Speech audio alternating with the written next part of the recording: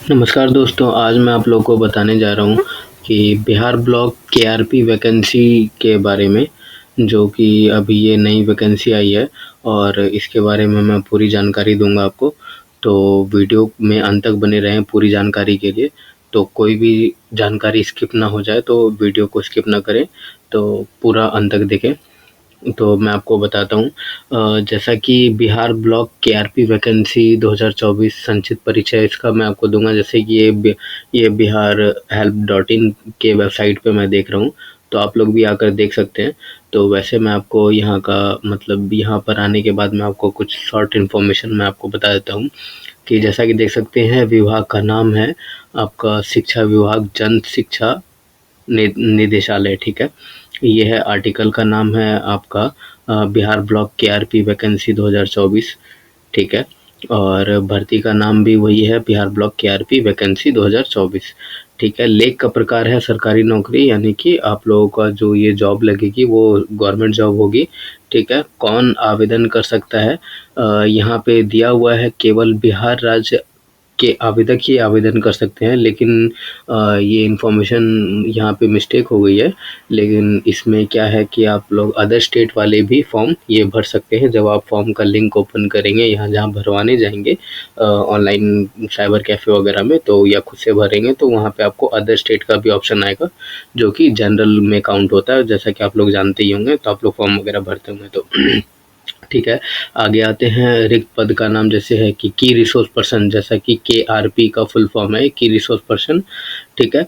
और रिक्त पदों की संख्या आपकी हो गई 534 पदों पे आप लोगों की भर्ती होगी। और ये आप लोगों का स्टेट वाइज डिस्ट्रिक्ट वाइज होगा, जो कि मैं आपको आगे बताऊंगा, ठीक है। और मिनिमम शैक्षणिक योग्यता आपकी कम से कम 10वीं पास, यानी कि मैट्रिक, यानी कि 10th आपकी कंप्लीट होनी चाहिए। तो आप ये फॉर्म को भर सकते हैं।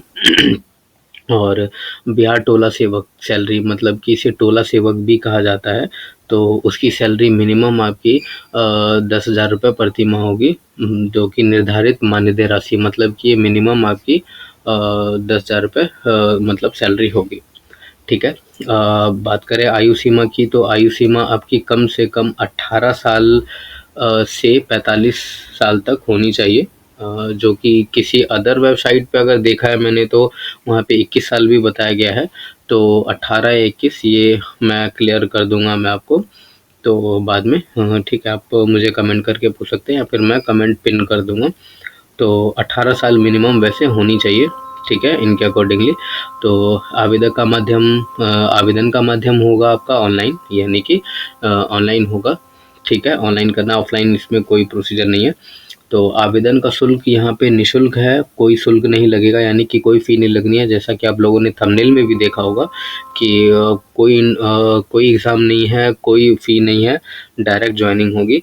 और किस बिहा पे जॉइनिंग होगी वो आगे मैं आपको बताऊंगा, ठीक है। आवेदन की प्रक्रिया शुरू की जाएगी, ठीक है। किसके मतलब कि कृपया मतलब इसमें लिखा गया जिले के अकॉर्डिंगली होगा, तो जिले का भी मैं आपको बताऊंगा। आवेदन करने की अंतिम तिथि भी उसी के अकॉर्डिंगली होगी, वो मैं आपको वो बताऊंगा आगे। तो बिहार ब्लॉक केआरपी वैकेंसी 2024 विस्तृत जानकारी, ठीक है, उसको मतलब कि यहाँ पे बताया गया कि नोटिफिकेशन को ध्यानपूर्वक पढ़ें। तो यहाँ पे नोटिफिकेशन जो आप लोगों को किसी को नीड होगी तो कमेंट करिएगा, मैं आपको नोटिफिकेशन भी प्रोवाइड करा दूंगा, ठीक है। और आगे बढ़ते हैं, और इसकी इन्फॉर्मेशन थोड़ी मैं आपको बताता हूँ। जैसा कि देख सकते हैं कि जिले का नाम है, पदों की संख्या है, किस जिले में कितनी पद है वो मैं आपको एक शॉर्ट में और फास्टली बता देता हूँ। पटना में 23 है, ठीक है। नालंदा में 20 है, बक्सर में 11 है, भोजपुर में 14, रोहतास में 19, कैमूर में 14, गया में 24, जहानाबाद में 7। आप लोग बीच में मतलब कि देख सकते हैं, आप लोग अपना डिस्ट्रिक्ट देख सकते हैं कि किस डिस्ट्रिक्ट में कितनी वैकेंसी है, तो आप उसके अकॉर्डिंगली अप्लाई कर सकते हैं उसमें। जहानाबाद में 7 हो गया, अरवल में 5 है, औरंगाबाद में 11, सीतामढ़ी में आपका हो गया 17, शिवहर में 5, वैशाली में 16, पूर्वी चंपारण में 27, पश्चिमी चंपारण में 18, और उसके बाद है सारण में 20, सिवान में 19, गोपालगंज में 14, दरभंगा में 18, मधुबनी में 21, समस्तीपुर में 20, बेगूसराय में 18, खगड़िया में 7, पूर्णिया में 14, अररिया में 9, कटिहार में 16 और किशनगंज हो गया 7, सहरसा 10, सुपौल 11, मधेपुरा में आपका हो गया मधेपुरा में 13, मुंगेर में 9, शेखपुरा में 6, लखीसराय में 7, जमुई में 10 और कुछ और बची हैं, भागलपुर में आपका 16, बांका में 11। यानी रिक्त कुल पद जो है आपका 534 है, जिला वाइज है, अलग अलग है, तो वहाँ पे उसके अकॉर्डिंगली देख सकते हैं। ठीक है, अब यहाँ पे मैं आपको बताऊंगा आगे अगले स्टेप में कि आप लोग की वैकेंसी में जो भर्ती होगी वो किसके अकॉर्डिंगली होगी, ये मैं आपको क्लियर करता हूँ। ये थोड़ा सा यहाँ पे ट्रिकी है, ट्रिकी नहीं कह सकते हैं, लेकिन जो कन्फ्यूजन होता है तो मैं क्लियर करता हूँ। मैट्रिक है यानी कि आपका 10th है, 10th अगर क्लियर है तो उसमें आपको अधिकतम 30 अंक मिलेंगे। जैसा आपका मार्क्स वगैरह होगा उसके अकॉर्डिंगली अधिकतम 30 अंक मिलेंगे, वो आपके 30 अंक जुड़ जाएंगे। अगर आपने इंटर यानी कि 12th कर लिया है, 12th कंप्लीट है, तो उसके भी 30 अंक जुड़ जाएंगे। स्नातक या उससे अधिक योग्यता है तो इसके भी यहाँ पे 30 ही है नोटिफिकेशन के अकॉर्डिंगली। थोड़ा सा मिस्टेक है इस वेबसाइट पे, बट कोई नहीं। स्नातक है यानी कि ग्रेजुएशन करे हुए हैं तो उसके भी 30 मार्क्स आपके जुड़ते हैं। तो यानी कि अगर आपने तीनों का रखा है तो 90 मार्क्स आपके, 90 अंक जो पॉइंट्स हैं वो आपके हो जाते हैं। सक्षमता का अनुभव रखने वाले उम्मीदवार पर 5 अंक से अधिकतम 40 अंक तक हो सकता है। यानी कि इसमें मैं आपको बता दूं कि ये कैसे जुड़ेंगे। जो सक्षमता का अनुभव रखते हैं तो उनका क्या होगा कि अगर 1 साल का एक्सपीरियंस है तो उनका 5 अंक जुड़ जाएगा, 2 साल का है तो 10 हो जाएगा, 3 साल का है तो 15 हो जाएगा। तो अधिकतम इस तरह 40 अंक जुड़ सकते हैं, तो जैसा इसके अकॉर्डिंगली हो सकता है। तो ठीक है, फिर ये आपको क्लियर हो गया। इसके आगे समझते हैं क्या है रिकॉर्ड एलिजिबिलिटी।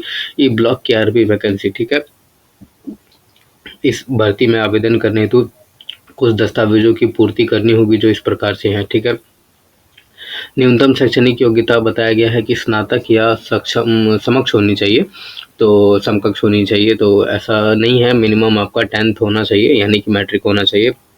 आवेदक की आयु सीमा मिनिमम 21 साल। देखिए यहाँ पे आप लोगों का क्लियर किया है कि 21 साल है, तो ऊपर मैं आपको बताया था कि क्लियर कर दूंगा, तो वहाँ 18 साल दिया है, वो गलत है। लेकिन मिनिमम यहाँ पे 21 साल उम्र होनी चाहिए और मैक्सिमम आपकी 45 वर्ष यानी कि 45 ईयर्स होनी चाहिए। ठीक है, आवेदक उस जिले का अस्थायी निवासी होना चाहिए जिस जिले के लिए वो आवेदन कर रहा हो। यानी कि आप जिस भी जिले से आप हैं तो वहाँ पे आप अस्थायी निवासी यानी परमानेंट रेसिडेंट होने चाहिए वहाँ के आप।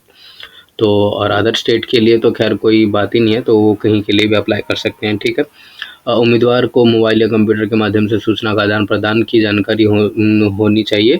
जिसके पास उनके लिए स्मार्टफोन होना चाहिए, बेसिकली सभी के पास होता ही है, तो वो उससे आपको नोटिफिकेशन वगैरह मिलती रहेगी। आगे और इम्पोर्टेंट मैं आपको बात बताने जा रहा हूँ।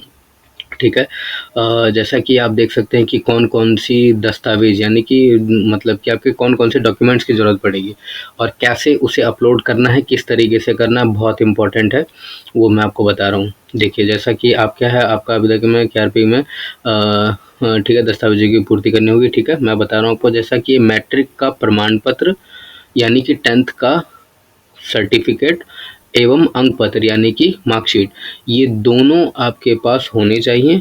वो भी सेल्फ अटेस्टेड आपको कैसे करना है कि आपको इन दोनों का फोटोकॉपी यानी जेरॉक्स करवाना है और उस पर आपको अपना साइन करना है और उसको उन दोनों को एक साथ अपलोड करना है आपको। ठीक है, ये दोनों। अब फिर उसके बाद अब इंटर का है तो यानी कि 12th का है तो आपका मार्कशीट और सर्टिफिकेट दोनों लगेगा। अगर आप बिहार बोर्ड से हैं तो फिर आपका दोनों होगा। अगर सीबीएसई बोर्ड से हैं तो आपका सिर्फ मार्कशीट ही होगा, उसको ही आप उसी को आप अपलोड कर सकते हैं फोटोकॉपी करके, जेरॉक्स करके, सेल्फ अटेस्टेड करके, साइन करके। ठीक है, उसके बाद है स्नातक यानी कि ग्रेजुएशन है तो ग्रेजुएशन का दे सकते हैं। इसी तरह अंक पत्र और प्रमाण पत्र, सर्टिफिकेट और मार्कशीट दोनों। स्नातकोत्तर हो गया, ठीक है आपका, यानी कि उसके बाद का अगर आपने किया है, अब पीजी वगैरह किया है तो उसका भी अलग आपका अंक जोड़ता है, 10 मार्क्स 10 पॉइंट उसके भी जोड़ते हैं अगर आपने पीजी कंप्लीट किया है। तो ये सब बात बहुत इम्पोर्टेंट है, ध्यान रखनी है जब भी आप ऑनलाइन कराएं तो इस बात का ध्यान ज़रूर रखें कि कुछ लोग ऐसा करेंगे कि डायरेक्ट वो अपना ओरिजिनल सर्टिफिकेट स्कैन करके अपलोड करेंगे, तो वो वैसा नहीं करना है। ठीक है।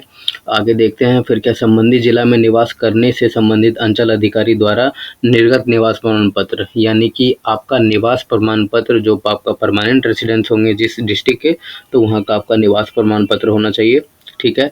और उसके बाद कास्ट सर्टिफिकेट, जैसे कि अगर आप एससी में आते हैं, एसटी में आते हैं, तो उसका आपको कास्ट सर्टिफिकेट आपको देना होगा।